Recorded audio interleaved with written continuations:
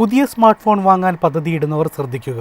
വരും വർഷങ്ങൾ smart phone ഉപഭോക്താക്കൾക്ക് വെല്ലുവിളി നിറഞ്ഞതാകുമെന്ന് റിപ്പോർട്ടുകൾ. 2026 ഫോണുകളുടെ വില ഉയരാനും അതേസമയം റാം പോലുള്ള ഫോണിൻ്റെ പ്രധാന സവിശേഷതകൾ കുറയാനും സാധ്യതയുണ്ടെന്നാണ് വിലയിരുത്തൽ. മെമ്മറി ചിപ്പുകളുടെ വില കുത്തനെ ഉയരുന്നതാണ് സ്മാർട്ട് ഫോൺ കമ്പനികളെ പുതിയ വഴികൾ തേടാൻ നിർബന്ധിതരാക്കുന്നത്.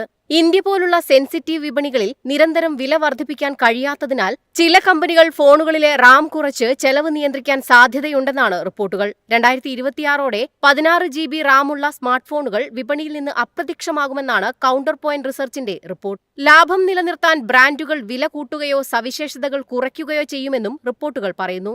അതേസമയം 12 GB റാം ഫോണുകളുടെ ഉൽപ്പാദനം 40% വരെ കുറയാൻ സാധ്യതയുണ്ടെന്നും അവയ്ക്ക് പകരം 6 GB 8 GB മോഡലുകൾ വിപണിയിൽ കൂടുതലായി എത്തുമെന്നും റിപ്പോർട്ടുകൾ സൂചിപ്പിക്കുന്നു.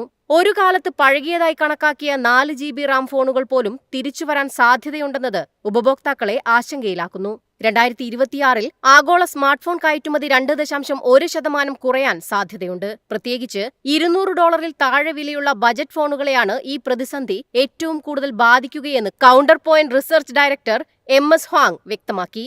റാം ക്ഷാമം സ്മാർട്ട് ഫോണുകൾക്ക് മാത്രമല്ല പേഴ്സണൽ കമ്പ്യൂട്ടറുകളും ലാപ്ടോപ്പുകളെയും ബാധിക്കും. ഡെൽ, ലെനോവോ പോലുള്ള കമ്പനികൾ 15 മുതൽ 20% വരെ വില വർദ്ധിപ്പിക്കാൻ തയ്യാറെടുക്കുന്നതായാണ് റിപ്പോർട്ടുകൾ. ഇന്ത്യയിലെ പല സ്മാർട്ട് ഫോൺ ബ്രാൻഡുകളും നിലവിലെ മോഡലുകളുടെ വില കൂട്ടാനും സാധ്യതയുണ്ട്.